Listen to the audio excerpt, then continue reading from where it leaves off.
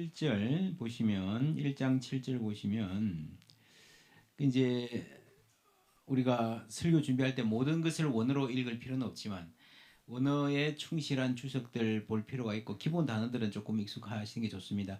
내가 너희를 위하여 이와 같이 생각하는 것이 마땅하니라고 할 때 마땅하니라는 말을 디카이온이란 말을 써요.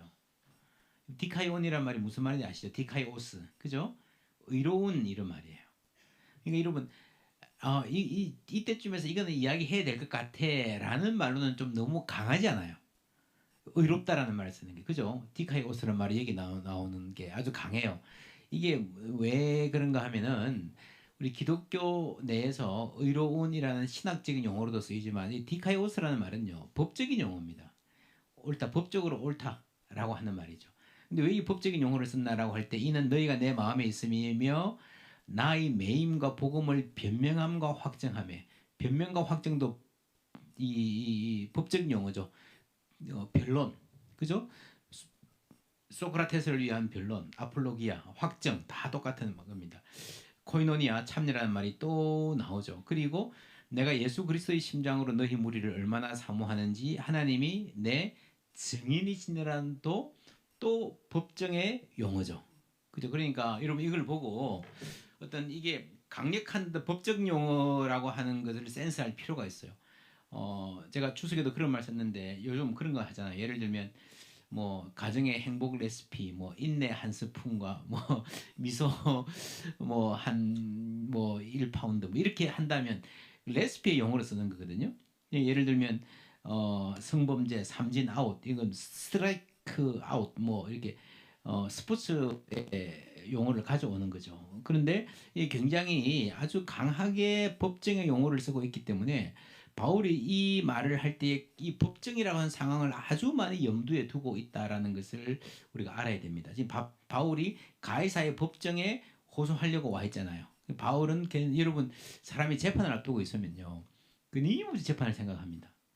경기를 앞두고 있으면 끊임없이 경기를 생각하고, 그죠? 결혼식을 앞두고 있으면 끊임없이 결혼식을 생각하겠죠. 마찬가지로 재판을 앞두고 있기 때문에 계속 지금 이 법정이라고 하는, 법정에서 내가 서서 재판받을 때 어떤 입장에서 어떻게 할까, 어떻게 변론 잘할 수 있을까, 어떻게 통과해낼까, 어떤 결과가 나올까 하는 것들이 끊임없이 머릿속에 생각이 있는 거예요. 법정에 대해. 그래서 자연스럽게 법적인 용어로 뭔가를 잘 말하게 되는 상황인데, 바울이, 제가 보기에는 여기서 보면 바울이 두 가지 법정이 있는 거예요. 가이사의 법정이 있고 하나님의 법정이 있는 거죠. 그죠? 내가 가이사의 법정에서 어떤 판결이 나올까? 하나님이 재판장 대신 의로운 재판장인 하나님의 그 법정 안에 우리가 전체 살아가는데 우리가 어떻게 살아갈 것인가 라고 하는 그 법정이 있는 거죠. 그 법정은 온 우주 만물 천지의 역사, 이러면 구약 성경에 메네 대길 우바르신 이야기 나오듯이 로마 제국 오늘로 끝이야 하면 로마 제국도 이게 심판받을 수 있는 법정일 뿐 아니라 아주 세부적인, 내가 여러분을 얼마나 사모하는지 굉장히 작은 거잖아요, 그죠? 예, 그 안에 있는 그것도 하나님이 정인되어 주시면서 굉장히 작은 일까지 다 포괄하는 굉장히 세상의 법정이 다루기에는 너무 큰 일, 너무 작은 일까지 다 다루시는 하나님의 법정이 거기에 있는 거죠. 그러니까 바울은 글을 쓸 때 끊임없이 법정을 염두에 뒀습니다. 빌라도 앞에서 선한 증거를 증거하신 하나님 앞에서라고 할 때 왕중 왕이시오. 디모데전서에 나오잖아요. 그죠? 예수 그리스도 법정에 서신 예수 그리스도에 대한 이미지도 바울에게 계속해서 남아 있었죠. 그래 그런 어떤 법정의 이미지를 우리가 계속 염두에 두고 빌립보서를 읽을 필요가 있습니다. 그 다음에 이것이 너희 간구와 예수 그리스도의 성령의 도우심으로 나를 구원에 이르게 할 줄 아는 거로라고 하는 말이 나옵니다. 여기서 구원이 뭘까? 라고 주석들 찾아보시면 굉장히 많은 논란이 있습니다. 나를 구원에 이르게 할 줄 아는 거로. 여기서 구원이 뭘까요? 하나 중요한 거는요, 성경에 나오는 구원이 아주 다양하게 쓰입니다. 예수 믿고 천국 가고 하나님의 백성 되는 것도 구원이지만, 여러분 사도행전 보면 특별히, 그죠? 배가 난파됐는데 여러분 배를 떠나지 않으면 구원을 얻지 못할 것입니다. 구원의 여망이 다 없어졌다라는 말은 이 배가 난파되지 않고 무사히 해안에 도착하는 걸 구원이라 그랬어요. 사도행전 보면 분명히 그게 나옵니다. 그러니까 구원이란 말이 생각보다 굉장히 폭이 넓어요. 그러니까 선택이 가능합니다. 자, 이 구원이 무슨 구원일까요? 내가 천국에 간다. 정말로 지금 구원일까? 아니면 세 번역은 아예 이렇게 말했습니다. 나는 여러분의 기도와 예수 그리스도의 영의 도움으로 내가 풀려나리라는 것을 압니다. 풀려나는 것도 구원인가? 맞아요. 그것도 가능은 해요. 그러나 바울이 그런 말로 이 말을 썼을까? 하는 것은 또 별개야. 그렇죠? 그리고 우리 설교할 때 이걸 알고 해야 되지 않을까요? 이거 해석을 해줘야 될 거 아니에요. 그죠? 바울이 아마도 이거 하면서 욥기 13장 16절에 나오는 경건하지 않은 자는 그 앞에 이르지 못하나니 이것이 나의 구원이 되리라 하는 말을 염두에 뒀던 것 같아요. 여기서 구원이 천국 가는 거 정말적인 구원일까 아닐까라고 하는 아까 이야기했던 두렵고 떨림으로 너희 구원을 이루라라는 말도 같이 여기 나오네요. 지금 보세요. 1장 19절에 구원이란 말이 나오잖아요. 그죠? 그리고 2장 12절에 아주 가까운데 너희 구원이란 말이 나오잖아요. 우리가 중요한 질문이 이 두 구원이 다른 걸까 같은 걸까? 생각을 해야 됩니다. 그렇죠? 여러분 짧은 문맥에서 같은 사람이 같은 단어를 썼는데 완전히 다른 단어로 쓸 수는 있지만 그럴 가능성은 많지는 않아요. 그죠? 쭉 내려가면서 특별한 표시가 없으면 이유가 없으면 같은 의미로 쓴다고 보는 게 상식적이잖아요. 이 구원이. 그럼 이 구원이 뭘까? 이건 뭐 같아요? 예? 풀려나는 것 같아요? 그럼 빌립보서 2장 12절은 어떻게 되지? 두렵고 떨림으로 너희도 풀려나도록 노력해라.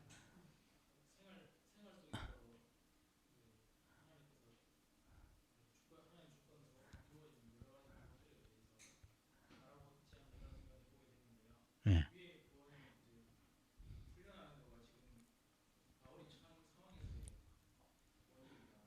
음. 음.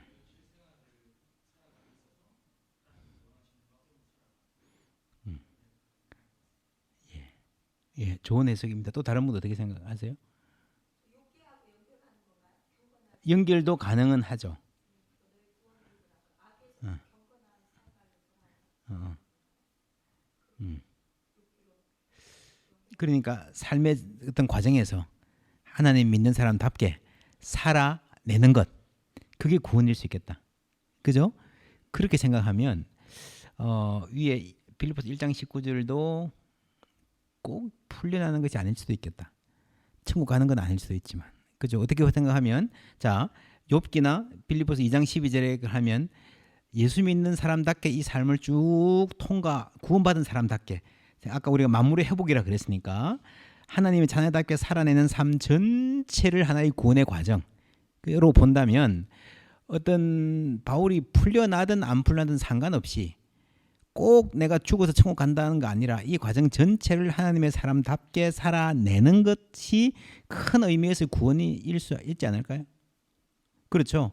그러면요. 사도행전 12장 5절에 이에 베드로는 옥에 갇혔고 교회는 그를 위하여 간절히 빌더라 라는 말도 그렇죠. 이게 뭘 위해 빌었을까? 풀려나게 해주세요. 이럴 수도 있지만 베드로도 자신을 위해서 기도했다면 어떻게 기도했을까? 안 죽게 해주세요일 때도 있지만 내가 베드로라서 이때 어떻게 기도했을 것 같아요? 그렇죠. 아유 이제 뭐 천국 가네요. 이제 끝났고 졸업합니다. 하나님 내가 저 같으면 그렇게 기도했을 것 같아요. 혹시 마지막에 뻘짓 안 하고 죽음이 두려워서 뭐 이렇게 그런 마음이 있잖아요. 사람이니까. 뭐 갑자기 이렇게 막 이렇게 막 그 하나님을 욕되게 하지 않고 끝까지 지금 기도하는 대로 정말 어떤 모양으로 죽든지 그죠? 명예롭게 또 우리 남은 교우들에게 힘과 용기를 주는 내가 죽는 과정에서도 하나님께 영광 돌리며 살 수 있게 해주십시오라고 기도하지 않았을까요? 이 베드로가 스스로 기도했다면 그죠? 잘 잤다. 그렇죠. 예, 그러니까 그죠? 기도했다 그랬을 때에 하나님의 영광, 오직 하나님의 영광, 뭐 그런 하나님께 영광 돌리는 그렇게 생각할 수 있을 것 같아요. 그러므로 나의 사랑하는 자들아 너희가 나 있을 때뿐 아니라 지금 나 없을 때에도 복종하여 두렵고 떨림으로 너희 구원을 이루라. 이는 너희가 흠이 없고 순전하여 어그러지고 거스르는 세대 가운데서 하나님의 흠없는 자녀로 세상에서 그들 가운데 빛들로 나타내며 어느 정도 통하죠, 그죠? 이 그들 살아낼 구원이 어떤 건지. 그러면 여러분 이게 단체 게임인 거예요. 이 빌립보 교인들이 한 명 한 명이 구원 받고 못 받고 이런 게 아니라 한 명이 수학 문제 보면 풀면 다 집에 못 가. 그래서 언니가 동생 도와주고 하면서 아니 언니 공부 잘하는 애들 못하는 애들 도와가지고 전부 다 해야 갈 수 있는 그런 숙제를 받았다고 바울은 빌립보 교인들에게 생각을 하는 거예요. 그죠? 그 너희 구원을 이루란 말이 그런 말이죠.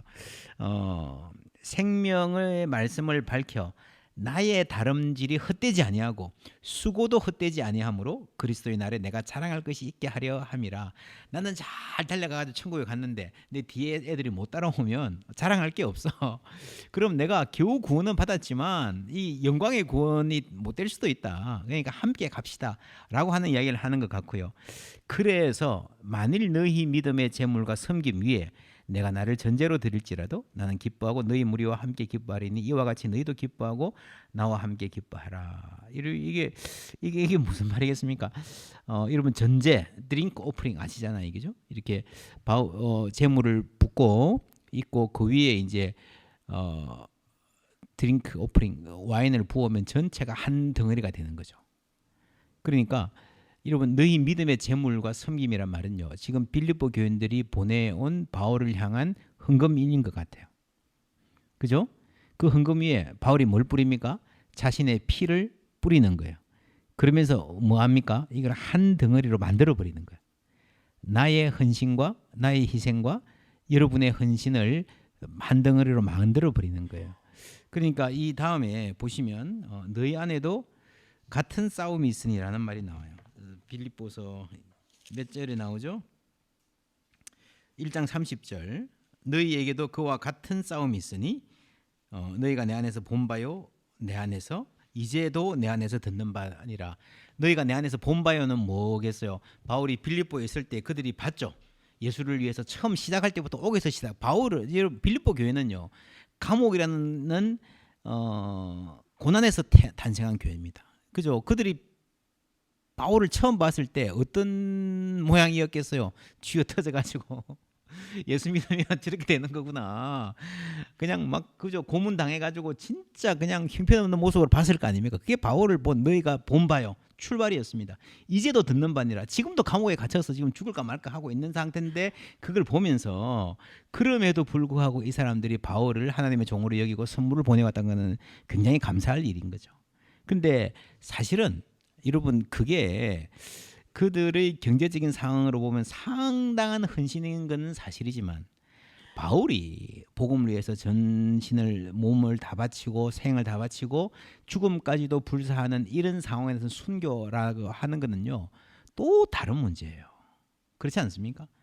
바울의 헌신과 바울의 고난과 이 빌립보 교인들이 이 헌금을 보내기 위해서 감수하는 고난 같은 거라고 볼 수 없잖아요. 솔직히 급이 다르지 않나? 너무너무 다른, 정말 이건 미약한 헌신이고 이제 겨우 조금 생각해가지고 헌금 보내온 거고 바울은 삶 전체를 들여서 하나님을 향해서 달려나가는 희생을 각오했는데 근데 바울의 생각은 뭔가 하면요 이걸 하나로 묶어버리는 거죠. 하나로 묶어버리고 하나님 보시기 하나님 이거 한 덩어리로 봐주세요 라고 하는 게 바울의 이 드링크 오프링 전제라고 볼 수 있어요. 하나님 보시기에 구분되지 않는, 그죠? 그래서 바울이 계속 강조하고 싶은 바가 너희와 내가 같은 싸움을 하고 있다.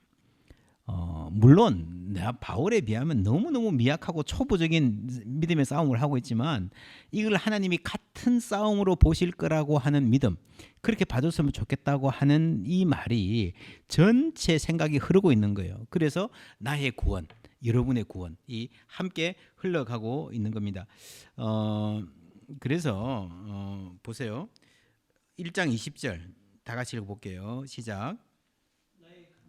기대와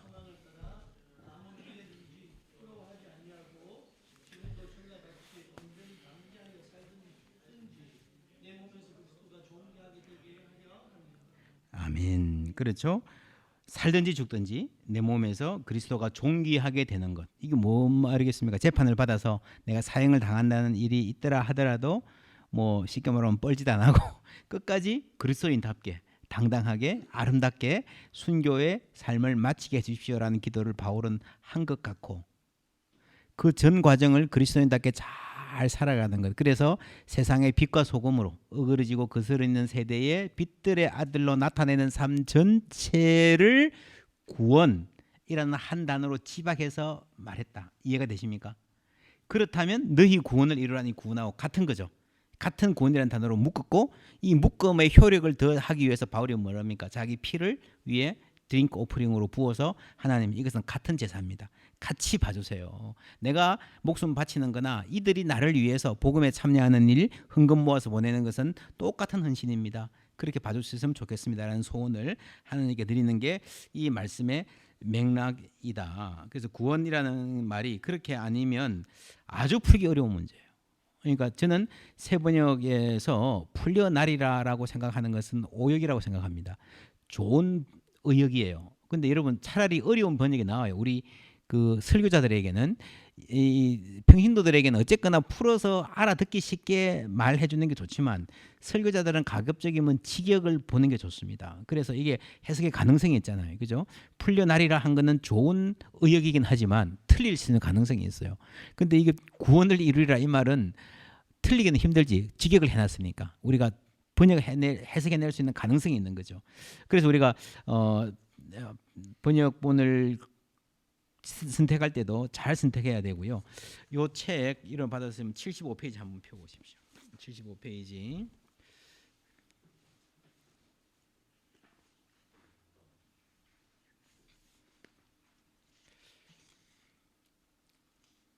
(77페이지) 보시면 시위대가 어떤 곳인가 75페이지부터 제가 설명을 했고, 여기에 대해 두 가지 번역이 있습니다. 내가 그리스도를 위해서 갇혀 있다는 사실이 온 경비대와 그 밖의 모든 사람들에게 알려지게 되었습니다라고 공동 번역은 의역을 했고, 이러므로 나의 매임이 그리스도 안에서 모든 시위대 안과 그 밖의 모든 사람에게 나타났으니라고 개역개정은 그런대로 직역을 했습니다. 여기도 의역이 저는 좀 잘못된 것 같아요. 갇혀졌다는 사실, 객관적인 사실이 알려졌다기보다는 나의 매임과 내가 매여 있지만 하나님이 함께 하시는 그 능력의 역사가, 하나님의 임재. 여러분 그렇잖아요. 십자가가 하나님이 약하심인데 그 약하심의 자리에 로마 백부장이 이는 실로 하나님의 아들입니다라고 고백하는 역사가 있잖아요. 그러니까 매임이 하나님 안에서 나타났다라고 하는 그 매임, 내가 비록 매여 있지만 이 매여 있는 상황 속에서 하나님이 능력으로 역사하시는 그 능력이 나타났다라고 봐야 되는 거죠. 이 두 번역의 차이를 이해하시겠습니까? 이런 사실이 드러났다, 예수를 위해서 갇혔다는 사실이 드러났다라기보다는 매임 속에서 하나님의 능력과 주권이 선포되었다라고 보는 게 맞습니다. 그래서 여러분 그 바울이라는 영화 보셨습니까? 영화 보면 요거 비슷한 장면이 나와요. 그 영화가 여러모로 틀린 장면이 많이 나오는데, 이를테면 브리스게라 아울라나 크게 모여서 있던 집이나 이런 게 많이 틀렸고 정치적인 긴장도 많이 틀렸는데, 그런데 뭔가 사람들이 바울에게 있어서 다른 것을 발견했다. 그죠? 시위대 안에, 여러분 시위대는요, 로마의 시위대면 왕실의 황제의 최고 직속 부대입니다. 최고 엘리트 부대입니다. 그러니까 시위대는 대통령 경호실, 여러분 이런 사상적으로 이념적으로 흔들릴 수 없는 사람들이 가는 거예요. 그렇지 않습니까? 황제 바로 옆에 있어야 되는데, 그러니까 황제를 보위하는 제국의 가장 중요한 초석이 되어야 되는 시위대가 그 안에 복음이 선포되면서 흔들리기 시작한 거예요. 굉장히 놀라운 일이죠. 이걸 우리가 어떻게 봐야 될까? 어떻게 상상을 할 수 있을까? 어떤 식의 일이 일어났을까라고 하는 것을 추정할 수 있는 하나의 실마리가 있습니다. 2세기 중엽에 우리 78페이지 보시면요, 2세기 중엽에 순교한 폴리카베 순교 여러분 들어보셨죠? 아마 한 번쯤 읽어보셨을 제가 번역을 다시 해봤는데 밑에 이제 체포하러 온 병사들 이 있을 때 병사들이 체포하러 왔습니다. 이 사람들이 그 바울 영화에 보면 그리스도인들이 모여 있는 곳이 있는데 거기를 찾으러 이렇게 막 다니는데, 그렇지 않습니다. 이 폴리카베 보면 우리는 모여 있는 곳이 없다, 다 조금하게 가정에 그냥 모여 있는 뿐이다라는 그런 이야기도 나와요. 가정교회 이야기가 나오죠. 그리고 추적하러 온 사람들을 이 폴리캅이 어떻게 대응했는가. 예비일 저녁에 그를 추격하던 자들은 그 젊은이를 대동하고 저녁에 들이닥쳤다. 그들은 마치 강도를 잡으러 나선 이들처럼 무장하고 있었다. 예수님 잡으러 올 때하고 비슷하죠. 저녁 무렵에 그들은 폴리캅이 한 조그만 집의 다락방에 누워있는 것을 발견했다. 그 집에서 다른 장소로 도망갈 수도 있었지만 그는 거절하면서 하나님의 뜻이 이루어지이다 라고 말했다. 여러분, 이것도 그리스도의 그 순환 사화를 그대로 연결하는 겁니다. 예수님이 뭐라고 기도했습니까? 이 잔을 내게서 옮기시옵소서. 그러나 내 뜻대로 마옵시고 아버지의 원대로 하옵소서가 똑같이 Thy will be done. 하나님 뜻이 이루어지게 똑같은 단어입니다. 추격자들이 왔다는 말을 들었을 때에 그는 내려와서 그들과 대화했다. 그 자리에 있던 자들은 그가 고령인 것과 의연함에 놀랐다. 의연함. 아마 바울에게도 이 비슷한 느낌이 있었을 것 같아요. 그 중에 어떤 이들은 이런 훌륭한 분을 잡기 위해서 이 야단을 부리다니라고 말하기도 했다. 바로 그때 폴리갑은 그 추격자들에게 먹을 것과 마실 것을 차려주라고 지시했다. 사실 그들은 배가 고팠었다. 그리고 그는 방해받지 않고 기도할 수 있는 시간을 1시간 달라고 요청했다. 허락을 받자 그는 서서 기도했다. 하나님의 은혜로 충만하며 2시간 동안 쉬지 않고 기도했다. 이 사람들 1시간 지나도 갑시다 못했던 것 같아요. 그렇죠? 그를 잡으러 온 이들은 그의 기도 소리를 듣고 놀랐으며 그들 중 다수는 그렇게 경건하고 존경스러운 노인을 잡으러 온 것을 뉘우치기 시작했다. 라고 2세기의 폴리캅이 전하는데 아마도 이 비슷한 상황이 시위대 안에서 나타나지 않았을까라고 우리가 추정을 해볼 수 있죠. 그래서 이 로마 제국 전체의 가장 핵심적인 부분부터 흔들렸다 하는 걸 우리가 볼 수 있습니다. 그리고 84페이지 보시면요. 84페이지.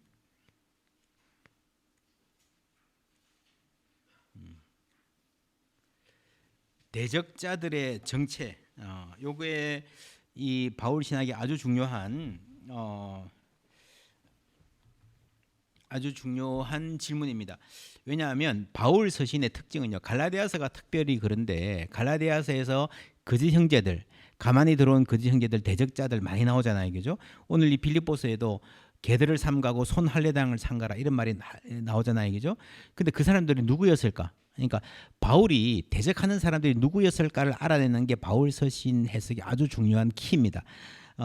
그런데 우리가 알기가 힘들어요. 왜냐하면 갈라디아서를 보십시다. 빌립보서도 그런데 갈라디아서 같은 거 특별히 보시면 이 뭐와 같은가 하면은 어떤 아이가 엄마가 전화하는 걸 들어요. 전화하는 걸 듣는데 누군가 싸워.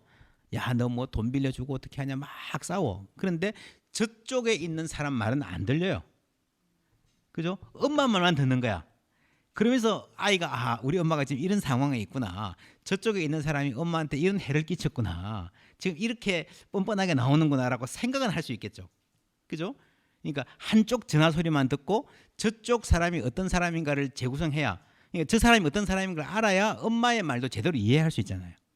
그죠? 근데 그 추정이 잘못될 수도 있죠. 혼자 이쪽 말만 들으니까.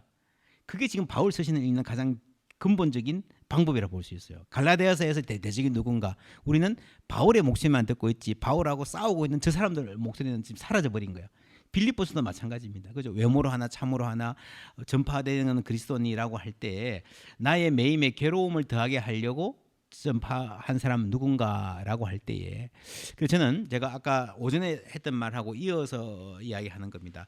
바울에게 있어서 바울 평생을 괴롭혔던 가장 강한 대적 이 누구였는가? 우리가 너무 이신칭의만 중심으로 생각하고 할례 받으라 그랬다라고 하는 사람들을 강하게 우리가 의식하는데 제가 보기 그런 것 같지 않아요. 이 빌립보서가 굉장히 표준적인 겁니다. 그러니까 로마서나 갈라디아서 보면 할례가 빅 이슈였는데 여기는 할례가 그렇게 중요한 이슈가 아닙니다. 그러니까 바울 서신 전체를 통틀어 보면요. 이신칭의와 할례가 이슈가 되는 것은 딱 3군데입니다. 로마서, 갈라디아서 그리고 빌립보서 3장. 보세요. 빌립보서 3장. 끝으로 나의 형제들아 주 안에서 기뻐하라. 너희에게 같은 말을 쓰는 것이 너에게는 수고로움이었고 너희에게는 안전하니라. 라고 해서 개들, 행악하는 자들, 몸을 상해하는 자들이라고 유대주의자들의 이야기가 쭉 나옵니다. 그런데 제가 보기는요, 이게 빌립보서에서는 이 유대주의자들이 그렇게 강한 위협은 아니었던 것 같아요. 같은 말을 너에게 쓰는 것이 내게는 수고로움이었고 너에게는 안전하리란 말이 무슨 말이겠어요? 이게 사실은 말할 필요가 없는데 높아심에서 말한다. 그런 말 같지 않으세요, 여러분? 그러니까 또 무슨 문제가 있는가 하면요. 여기 끝으로란 말이에요. 끝으로. 근데 끝인데 지금 3장밖에 안 왔잖아요. 이 3장밖에 안 하는데 왜 끝이라고 그러지? 라고 해서 여기에 문제 삼는 학자들도 많습니다. 그래서 빌립보서가 본래 하나의 서신이 아니라 뭐 세 개로 쪼개져야 된다라고 말하는 건데 저는 거기는 반대합니다. 그러나 끝으로라는 말이 나와서 그렇게 보는 사람이 있다는 것은 우리가 알 필요가 있고 여기 나오는 유대주의자들의 문제가 빌립보서 전체에 걸쳐서 아주 중요한 문제로 부각되지는 않는 것 같아. 바울도 말하기에 유대주의자들을 말은 하는데 내가 혹시 몰라서 높아심에서 말하지 이게 여러분 정말 큰 문제여서 중요하게 꼭 말해야 되기 때문에 하는 건 아니다라고 3장 1절에서 말하는 것 같아요. 그렇죠? 그런 느낌 들지 않습니까? 그리고 진짜 이 사람들이 나쁜 놈들은 누군가 하면요.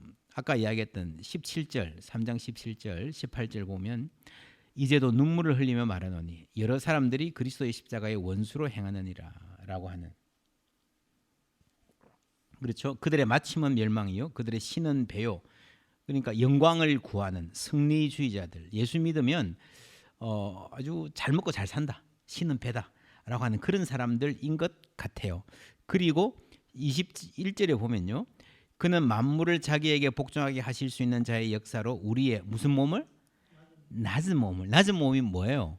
시원찮은 몸이죠. 꼬랑꼬랑한 몸이죠. 그래서 병약한 몸이잖아요. 그죠? 에바브로디도의 병, 바울 자신의 병, 갈라디아서와 고린도후서에서 나왔던 약할 때 온전해진다는 바울의 그 질병을 연상하게 하는. 그러니까 이게 낮은 몸이라는 신학적으로는 모든 사람의 몸이 낮은 몸이에요. 제가 장애인 주일에 지난주에 이걸 가지고 설교를 했는데 사실은 모든 사람이 우리 모두의 몸이 좀 건강하다 그래도 금방 무너지잖아요. 그죠?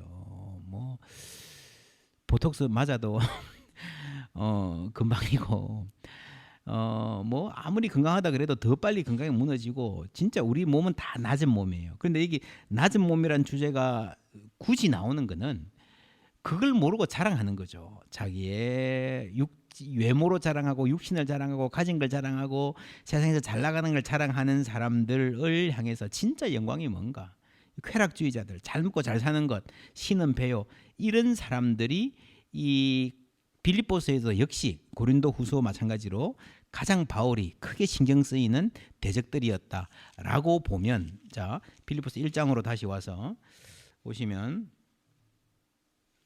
17절에 그들은 나의 매임에 괴로움을 더하게 할 줄로 생각하여 순수하지 못하게 다툼으로 그리스도를 전파하느니라 라고 할 때 1절에 이 대적들도요 설명이 됩니다. 그렇죠? 이 사람들이 유대주의자라는 근거는 1절에 전혀 없어요. 근데 승리주의자들로 보면 충분히 가능하죠.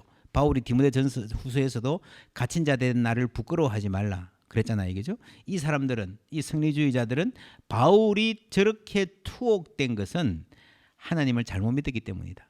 세상에서 성공하지 못하고 어려움을 겪고 자꾸 시험도 떨어지고 뭐 교회도 자꾸 뭐 어려워지고 하는 이게 예수를 잘못 믿고 그 사람이 진짜 목사가 아니어서 그런 거야 라고 하는 생각, 그죠? 그런 점에서 통하죠. 그런 점에서 저는 바울 서신 전체를 통틀어서 바울이 가장 힘들어했던 대적들은 유대주의자들이 아니라 이런 승리주의자라고 생각을 합니다. 그래서 바울의 신학의 핵심은요, 할례를 반대하는 반유대주의적 신학이라기보다는 세상의 헛된 영광을 반대하는 십자가의 신학, 고린도 전후서에 나오는 십자가의 신학이고, 그 신학이 그대로 빌립보서에도, 바울이 가장 완숙한 때 썼던 빌립보서에도 그대로 나오고 있다라고 생각을 해요. 이해가 되십니까?